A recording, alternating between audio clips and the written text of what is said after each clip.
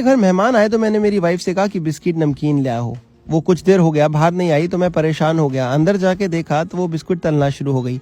मैंने कहा ये क्या कर रही हो, मेहमान आ गए हैं उनको कुछ खिलाना है। वो बोली रुको, मैं आज तुम्हारे लिए मात्र 10 रुपए में इतनी महंगी चीज बना के तैयार कर दूंगी, बाजार में 500-1000 रुपए में खरीद के आते तुम। मैंने कहा ऐसे कैसे होगा, मेहमान आ गए हैं उन्हें झटपट बिस्किट खिलाने हैं, कुछ नहीं है घर में, कैसे करेंगे।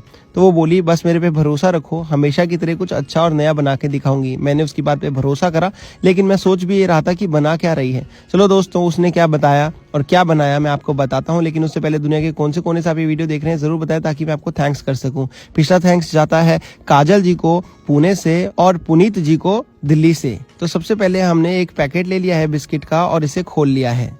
दोस्तों, जैसे ही पैकेट एक खोला और उसमें से बिस्किट निकाले, उसके बाद आगे की प्रक्रिया उसने शुरू करी। मैं उसे फिर से बोलने लगा, एक बार फिर से सोच लो तुम, क्योंकि मेहमान घर में आ गए हैं, अगर हम उन्हें कुछ नहीं खिला पाएंगे तो अच्छा नहीं रहेगा। वो बोली बस तुम एक पैकेट ताज़ा बिस्किट का मुझे लेने दो, और उसने एक पैकेट ताज़ा बिस्किट का ले लिया पार्ले जी, और उसमें उसने कढ़ाई ले ली साथ में और उसमें कुछ कुकिंग ऑयल डाल के सारे बिस्किट डालने लगी। मैंने कहा अभी भी तुम्हारे पास वक्त है, थोड़ा और सोच लो, रुक जाओ। अगर ये बिस्किट हम मेहमानों को सीधा खिला दे तो काम आसान हो जाएगा, झटपट हो जाएगा। फिर से वो यही बात बोली कि आज 10 रुपए के बिस्किट 500 रुपए का काम कर देंगे। मैंने कहा यार ये कैसे हो सकता है, अब तो मेहमान कुछ मांगेंगे और बिस्किट भी नहीं होंगे। वो बोली एक बार अगर आपने ये रेसिपी खा ली ना तो आप मेहमान आए ना आए अपने लिए ज़रूर बनवाओगे। मैंने कहा अच्छा ऐसा होने वाला है। मैंने उसकी बात को भरोसा करा, क्योंकि वो बोली क्योंकि हमेशा मैं अच्छा खा के पका के आपके लिए तैयार करती हूँ, और मैं आपके लिए गलत चीज़ और मेहमानों के लिए गलत चीज़ कैसे तैयार करूँगी। मुझे उसकी इस बात पे भरोसा करना पड़ा। उसने इन सारे बिस्किट को तल दिया। तलने के बाद वो बोली बस तुम मेरा एक काम कर दो, फ्रिज में ये चेक कर दो कि बर्फ रखी है कि नहीं। मैंने देखा बर्फ रखी थी तो उसने बोला कोई नहीं, मैं बर्फ उठा लेती हूँ। वो बर्फ ले आई और उसके बाद उसने सारे बिस्किट एक एक करके बर्फ पे डाले। मैंने कहा अब ये तो सारा का सारा काम ही खराब हो गया, पहले तल दिए और अब बर्फ पे डाल दिए, अब ये बिस्किट तो बचे ही नहीं। क्या 10 रुपए में 500 रुपए की चीज बनेगी। अब तो मेहमानों को लगता है खिलाने के लिए दोबारा बाजार जाके बिस्किट मंगवाना पड़ेगा, या किसी को घर पे बोलना पड़ेगा कि 1-2 पैकेट 5 पैकेट बिस्किट ला के रख दो।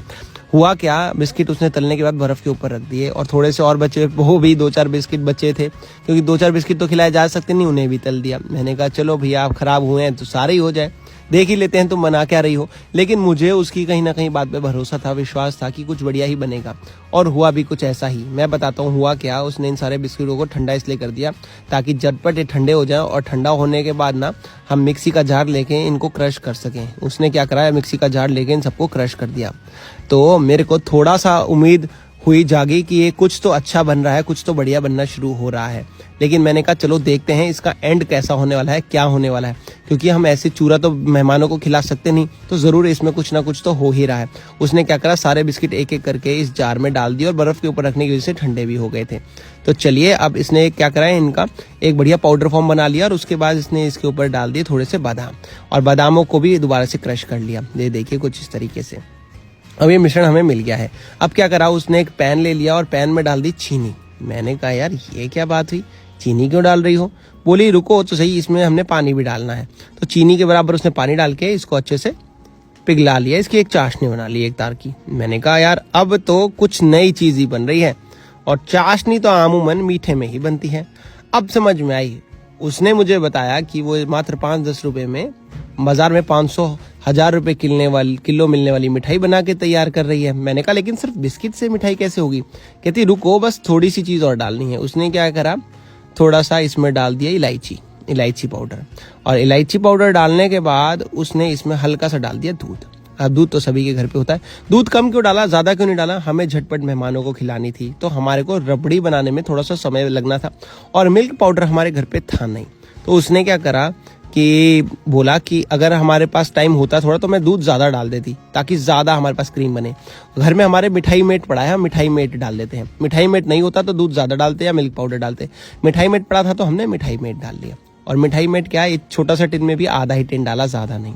देखिएगा, और कितनी सारी हमारी ये बढ़िया रेसिपी बनके तैयार हुई। अभी आपके सामने आप देखेंगे, ये बहुत ही बढ़िया गाढ़ा पेस्ट मिक्सचर बनके तैयार हो गया।